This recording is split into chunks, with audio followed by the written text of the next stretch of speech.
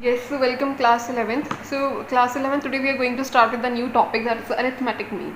Okay, so देखो students ये वाला topic ना हम प्राइम वाली बुक से करेंगे, फ्रॉम प्राइम. ठीक है, क्योंकि प्राइम वाली बुक में एनसीईआरटी के भी क्वेश्चंस इंक्लूडेड हैं और एक्स्ट्रा भी जो आपको इस टॉपिक के रिलेटेड चाहिए वो भी पार्ट इसमें इंक्लूडेड है, इसलिए हम ये सारा पार्ट प्राइम वाली बुक से कर रहे हैं.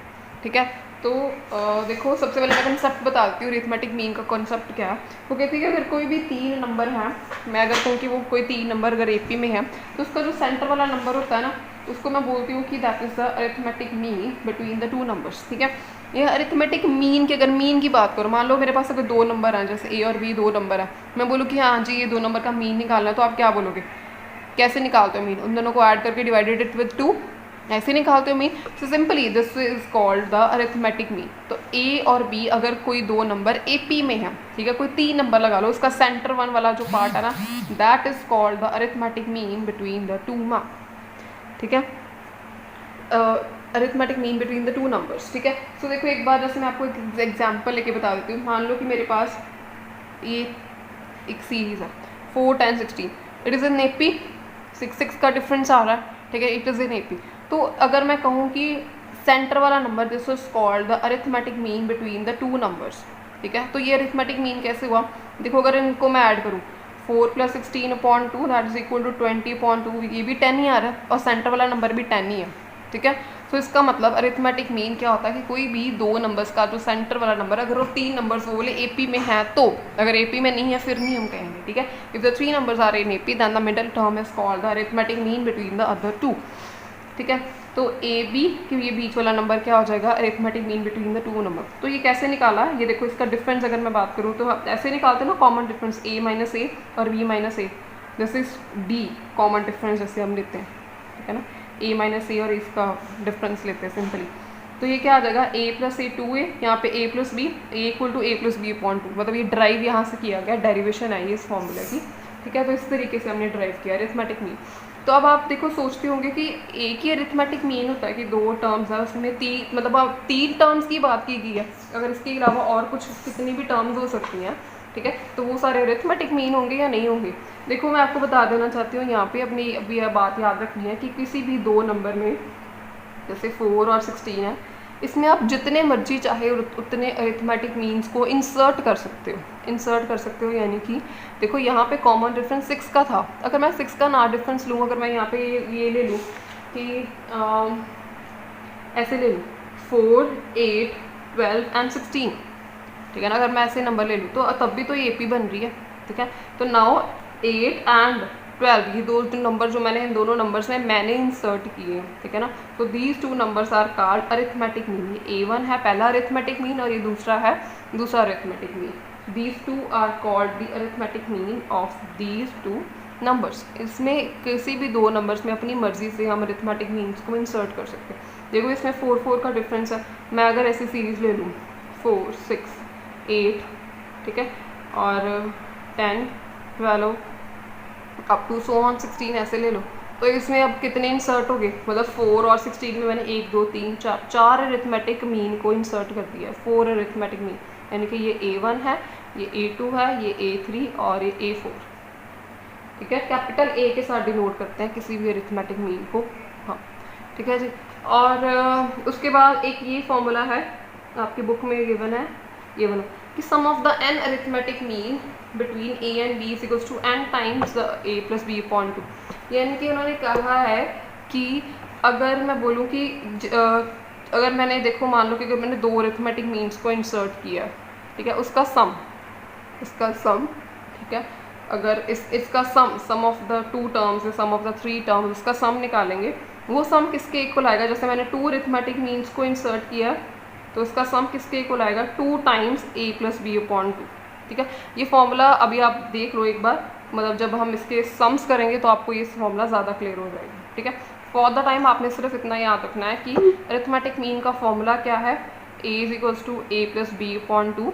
ठीक है, और कोई भी 2 नंबर्स में हम अपनी मर्जी से n अरिथमेटिक मीन्स को इंसर्ट कर सकते हैं, और वो अरिथमेटिक मीन्स जो भी इंसर्ट किए हैं that always they are in the AP. तो हमने क्वेश्चन में अब अभी ने यही करना है कि अरिथमेटिक मीन्स को इंसर्ट करके दिखाना है. ठीक है, so let's do some of the examples.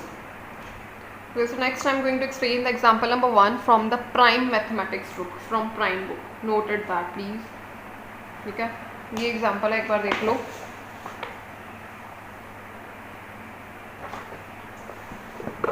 Example number 1 from the book prime. ठीक है, सो ये एक्सप्लेन करने लगी मैं. Insert 6 numbers between 3 and 24 such that the resulting sequence is in AP. मतलब 6 नंबर 3 और 24 में कहते हैं कि 6 नंबर्स को आपने इंसर्ट करना है, कि इस तरीके से इंसर्ट करना है कि वो जो 6 नंबर्स है ना, वो सारी सीक्वेंस जो है वो AP में बने. अगर आपने हमेशा याद रखना कि अगर 2 नंबर्स में कुछ नंबर्स इंसर्ट करने ना, तो उसका मतलब क्या है कि 2 नंबर में जो भी कोई नंबर इंसर्ट किया, इसका मतलब वो क्या है, वो अरिथमेटिक मीन है. मतलब वो रिजल्टिंग जो सीक्वेंस बनेगी वो AP में बनेगी, और ये दो सब चीज़ों का वो मीन है वो. ठीक है, तो उन्होंने कहा कि अगर 6 नंबर इंसर्ट करने हैं तो देखो 3 और 24 में 6 नंबर्स देख लो. इसका मतलब A1 A2 up to so on, इस तरीके से 6 करने हैं मुझे. ठीक है, इस तरीके से 6 numbers we have to insert in place between.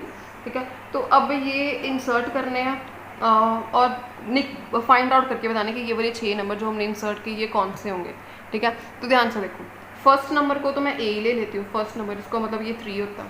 ठीक है, और ये देखो अगर मैं 24 को लिखूँ तो मुझे बताओ कि 24 को मैं क्या लिख सकती हूँ. 24 को बच्चे मैं इस तरीके से लिख सकती हूँ कि अगर मैं कहूँ कि टर्म के अकॉर्डिंग अगर मैं इसको काउंट करना स्टार्ट करूँ, इफ़ आई से कि this is term 1, this is term 2, this is term 3. ठीक है, ऐसे ही अगर मैं ले लूँ ये वाला है ना, term 1, term 2, term 3, term 4, term 5, term 6, term 7 और टर्म 8. ठीक है, इट मीन्स 24 किसके इक्वल है, टर्म 8 है, वो 8th टर्म है काउंटिंग के अकॉर्डिंग, टर्म्स के अकॉर्डिंग. ठीक है, तो 24 इक्वल टू T8. टर्म 8 को मैं लिख सकती हूँ A + 7D. आपको पता है कि टर्म 8 A + n-1D वाला फॉर्मूला लगा के A + 7D. सो A की वैल्यू है 3 यहाँ पे पुट करो. ठीक है, 24 - 3 that is 21 equal to 7D. D मेरे पास आ गया यहाँ पर 3. ठीक है, if I can find out the D, इसका मतलब अब जो रिजल्टिंग सीक्वेंस बनती है, अगर मैं 3 है, 3 में से 3 और ऐड कर दूँ तो ये मेरे पास सारे नंबर्स आ जाएंगे. इस तरीके से डिफरेंस ही, कॉमन डिफरेंस ही पता करना. जो मेरे पास सीक्वेंस बनाने के लिए कॉमन डिफरेंस ही चाहिए होता है मुझे पता लग जाए कि हर एक से टर्म का आपस में डिफरेंस कितना कितना है, तभी मैं उसकी सीक्वेंस को बना सकती हूँ. तो देखो ध्यान से, अगर फर्स्ट नंबर है 3 तो इसका कॉमन डिफरेंस है 3, D भी 3 आया, तो इसका मतलब नेक्स्ट टर्म क्या आएगी 3. इसके बाद इससे नेक्स्ट टर्म क्या आ जाएगी, नो 3 और कॉमन डिफरेंस 3 है, तो इसका मतलब 3 + 3 दैट इज़ 6. ओके, फिर 6 में फिर कॉमन डिफरेंस 3 है तो 9. इसी तरीके से 12, 15, 18 और 21. ये देखो 6 करने थे इंसर्ट, ये देखो ये 3 ऑलरेडी गिवन है और ये इधर से 24 गिवन है. तो ये जो नंबर मैंने इंसर्ट किए हैं ये वाले 1 2 3 4 5 6, these are the 6 arithmetic mean which I have inserted between 3 and 24. In this way you have to insert 6 numbers insert करने हैं. और ये देखो सीक्वेंस देख लो, चेक कर लो कि AP में है ये ना, AP में है, yes it is in AP. ठीक है, तो देखो क्वेश्चन को करने का ट्रिक क्या है, आपने याद क्या रखना है, याद ये रखना है कि सबसे पहले तो फर्स्ट टर्म को A लिख लो. ठीक है, और उसके बाद जो भी गिवन चीज़ है ना उसको यूज़ करना है, गिवन को यूज़ करना है. आपने देखना है कि गिवन जो मुझे चीज़ गिवन है ना वो कौन सी टर्म बन रही है, काउंटिंग के अकॉर्डिंग वो टर्म नंबर कौन सी बन रही है. ठीक है, फिर आपने उस टर्म को लिख लेना. ठीक है, और जो चीज़ें गिवन हैं उन चीज़ों को यूज़ करके डिफरेंस, कॉमन डिफरेंस की वैल्यू को फाइंड आउट करने की कोशिश करनी है. ठीक है, ऐसे क्वेश्चंस आपकी एक्सरसाइज में भी हैं कि कोई भी कर सकते हैं, insert 6 numbers, insert 8 numbers, insert 3 numbers, पर करने का मेथड यही है. ठीक है, मतलब हमेशा आपने इस टर्म को, ये वाली टर्म को ना, लास्ट वाली टर्म को, इसको टर्म के अकॉर्डिंग लिखना स्टार्ट करना, लिखते हैं. ठीक है, और इन दोनों को यूज़ करके आपने D फाइंड आउट कर लेना. अगर कॉमन डिफरेंस फाइंड हो जाएगा तो सीक्वेंस आपके पास अपने आप आ जाएगी. ठीक है ना, in this way you have to solve this question. So next is example number 2. Yes, so next question, next example from the prime book. ठीक है बेटा, देखो ये पहली बात तो ये एग्जाम्पल बड़ी इंपॉर्टेंट है, one of the important example of your whole chapter. तो अच्छे से करनी है कि find the value of n की वैल्यू फाइंड करनी है such that this is may be the arithmetic mean between the A and B. उन्होंने गिवन कहा है कि ये वाली चीज़ क्या गिवन है कि अरिथमेटिक मीन है A और B के बीच में अरिथमेटिक मीन गिवन है. ठीक है, तो देखो आपको एक अरिथमेटिक मीन का, एक तो ये उन्होंने दिया अकॉर्डिंग टू आवर फॉर्मूला. हमें भी तो पता है कि अरिथमेटिक मीन क्या होता है. ठीक है ना, अकॉर्डिंग टू अगर arithmetic mean between A and B क्या लिखते हो, can I write it as A + B/2. और एक अरिथमेटिक मीन इन्होंने दिया हुआ, तो कहना इक्वेट बोथ ऑफ दीज, ये भी अरिथमेटिक मीन है, ये भी अरिथमेटिक मीन है, तो इन दोनों को मैं इक्वेट कर सकती हूँ ना, वही मैं इक्वेट कर रही हूँ। तो इक्वेट करके हम उसके बाद उससे n की वैल्यू को फाइंड आउट करेंगे। तो ध्यान से देख लो एक बार,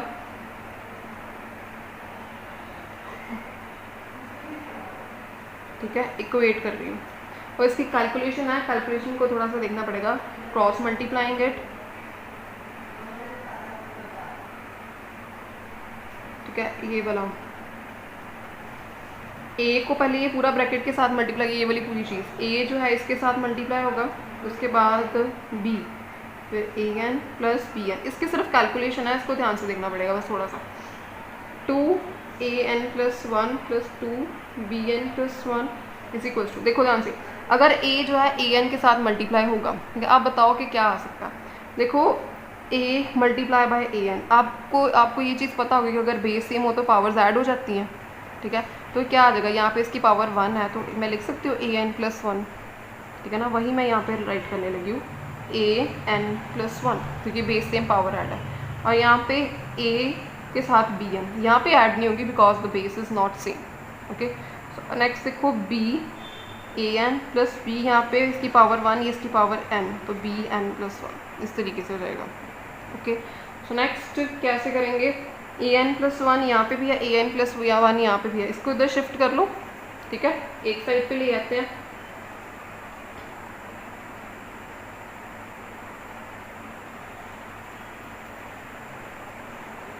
ठीक है, और a की पावर्स वाले जो है ना, इस टर्म में जो a की पावर्स वाले वो इधर कलेक्ट कर लो, b की पावर्स वाले इधर कलेक्ट कर लो, इसमें a की पावर इसमें भी है, ये भी इधर ले आओ, a की पावर वाले एक साइड पे ले आओ। This is a method of solving, simple E solving, आपको पूरा सॉल्व करेंगे ना वो पता लग जाएगा आपको। बी एन प्लस 1, ठीक है, माइनस ये इधर गया 2bn प्लस 1, और ये एक b वाला ये है, मतलब सिंपली मैंने क्या किया कि जिसमें a की पावर थी वो इधर लिखी है, जिसमें b की पावर थी वो इधर लिखा है, ठीक है।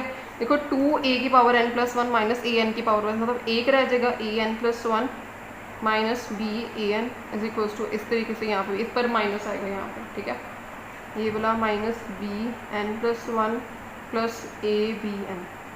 ओके, ये आ गया। अब देखो बड़ा इंपॉर्टेंट स्टेप है, यहाँ से ध्यान से देख लेना ये वाला स्टेप। इन दोनों में से can I take a n as a common, a n को मैं कॉमन क्यों लिख रही हूँ, क्योंकि देखो किसी भी जब दो फैक्टर्स होते हैं ना, उसमें जब हम कोई चीज़ कॉमन लेते हैं तो कॉमन लेने का मतलब होता है कि दोनों फैक्टर्स में से जो चीज़ छोटी होती है ना उसको कॉमन ले लेते हैं। अगर देखो इसको मैं कुछ इस तरीके से लिख सकती हूँ, a n into a minus b a n, ठीक है, और इसको भी इधर से माइनस बी एन और b plus a b n, ठीक है ना। अगर ये इन दोनों में से अब छोटा क्या है, इसकी ए की पावर n प्लस 1 है, यहाँ पे a की पावर n है, इसका मतलब ये वाली पावर छोटी है, तो इसमें मैं लिख सकती हूँ कि a की पावर n को बाहर निकाल लिया मैंने, या इस तरीके से कर सकते हैं a n भी है, या यहाँ पे मैंने स्प्लिट कर लिया, इन दोनों में से a n को कॉमन ले लूँगा, ठीक है, इस तरीके से भी कर सकते हैं, a n को कॉमन लिया a माइनस बी, ठीक है। अगर डायरेक्टली करना तो आप ये याद रखो कि छोटी पावर को बाहर लेते हैं, अगर इस तरीके से करना तो स्प्लिट करके ए एन की पावर बाहर ले लो, ठीक है। और इधर से भी ऐसे ही करो, इधर से मैं बी एन की पावर को बाहर ले लूँ, बी एन की पावर बाहर आएगी, यहाँ पे आ जाएगा ए माइनस बी, ठीक है जी, A minus B cancel out, so now A N equal to B N हो गया। Can I write it as A N over B N is equals to 1, ठीक है, और can I write it as A upon B N equal to 1, ठीक है। मुझे यहाँ पे देखो फाइंड आउट, मेरा मोटिव है कि मुझे n की वैल्यू को फाइंड आउट करना है, ठीक है। तो देखो अभी ध्यान से a अपॉन बी n है यहाँ पे, तो देखो 1 अगर मैं लिखूँ a अपॉन बी की पावर 0, आपको पता है कि किसी भी फैक्टर की अगर पावर 0 हो तो उसका आंसर 1 आता है। जैसे अगर मैं लिखूँ कि 2 power 0 that is equal to 1, okay. So ये दोनों बेस सेम है, मैं पावर्स को इक्वेट कर सकती हूँ, तो can I write it as n equal to 0, so answer is n find करना था, n क्या आ गया यहाँ पे मेरे पास, n इक्वल्स टू 0। तो student this is very important example, इसका कैलकुलेशन वर्क बस थोड़ा सा ध्यान से देख लीजिए, otherwise it's good and important example.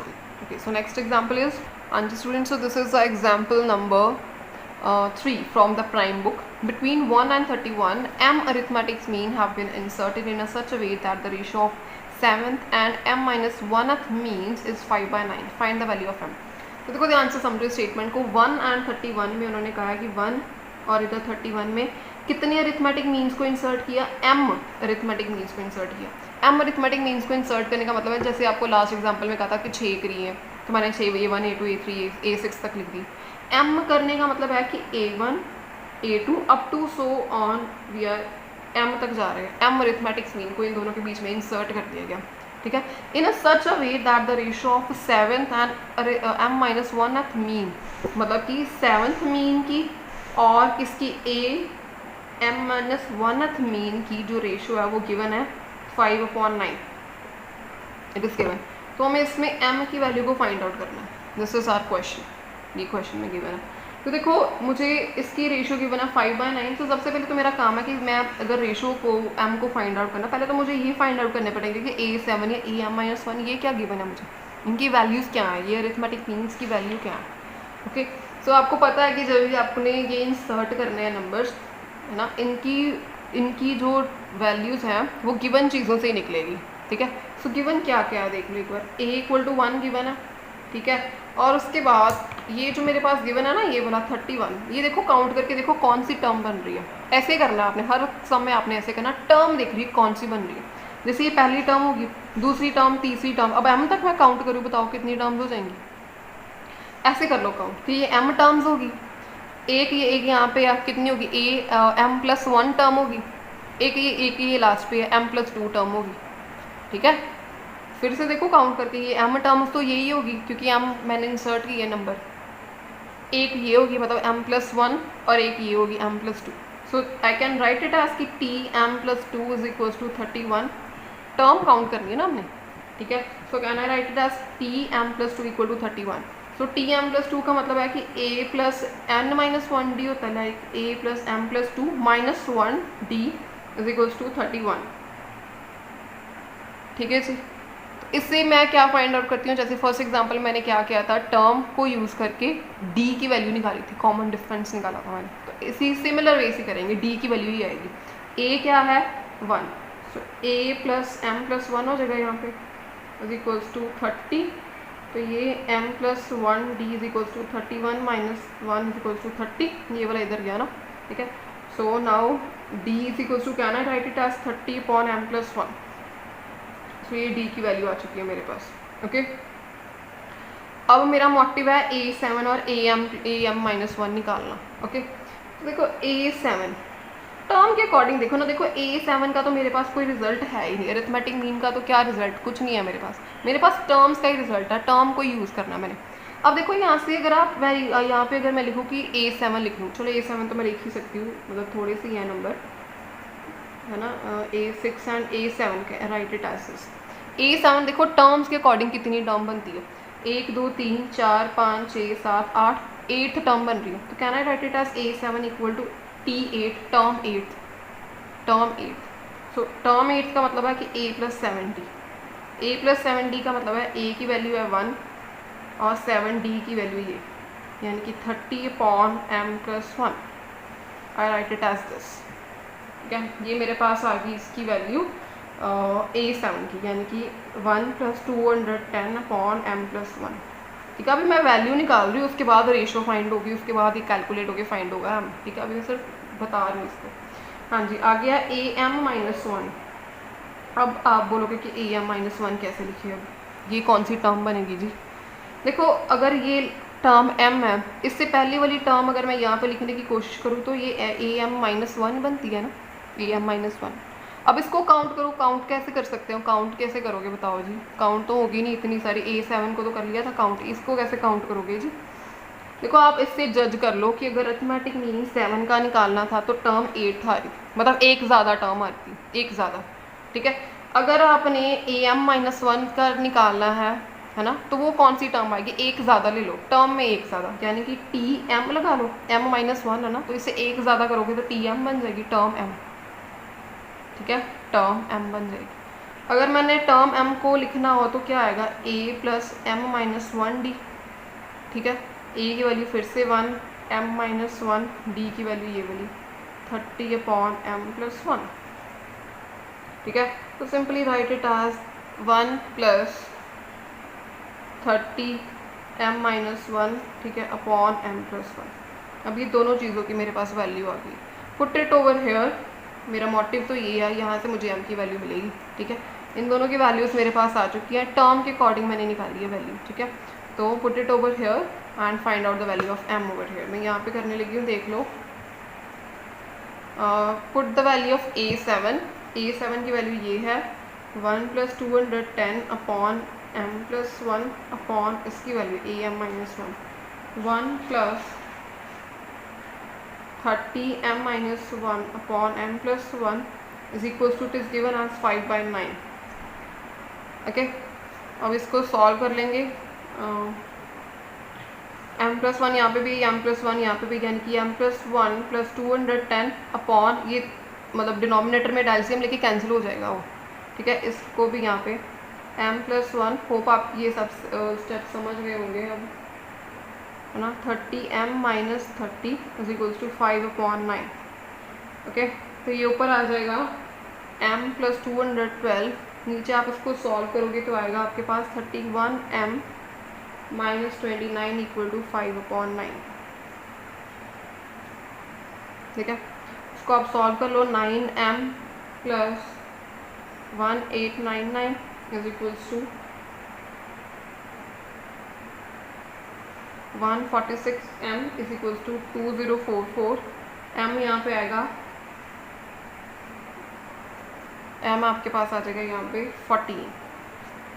सिर्फ आपने सॉल्व करना है उसको सिंपली, ठीक है। तो सॉल्व करके आपके पास वैल्यू आ जाएगी m equal to 14। So in this way you have to do the question of the 7D। तो देखो अब आपका काम क्या है, आपका होमवर्क क्या है, क्या करना है। मैंने इसकी एग्जांपल्स करा दिए। इसकी आपको बुक में there are the 7 questions, only 7 questions of this exercise. तो आपको हिंट दे देती हूँ। इंसर्ट 5 नंबर्स, 5 नंबर जैसे मैंने अभी 6 किए थे, आप 5 कर सकते हो इसमें, ठीक है। 3 AMs करने हैं, इन दोनों नंबर्स में 3 कर लो इंसर्ट, बिल्कुल same. Difference between the 2 number is A। Difference between the 2 number is A का मतलब है अगर मैं 2 नंबर A और B ले लूँ, ठीक है, तो उनका डिफरेंस गिवन है A - B is equals to 6 given है। And AM between them is AM ले लो, A + B/2 इक्वल टू 8। अब आप इन दोनों इक्वेशंस को सॉल्व करके A और B की वैल्यू निकाल सकते हैं। वही निकालना, फाइंड द नंबर्स A और B की वैल्यू फाइंड आउट कर लो इसको सॉल्व करके, ठीक है। तो if A is a AM between A and B, prove that 4 times is.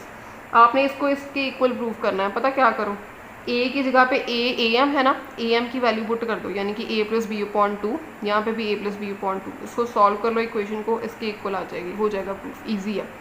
ये मैंने एग्जाम्पल कराई, सिमिलर है उसके साथ, बिल्कुल सेम नहीं है बट सिमिलर है। आप करोगे खुद ही, इसकी n की वैल्यू फाइंड आउट करोगे।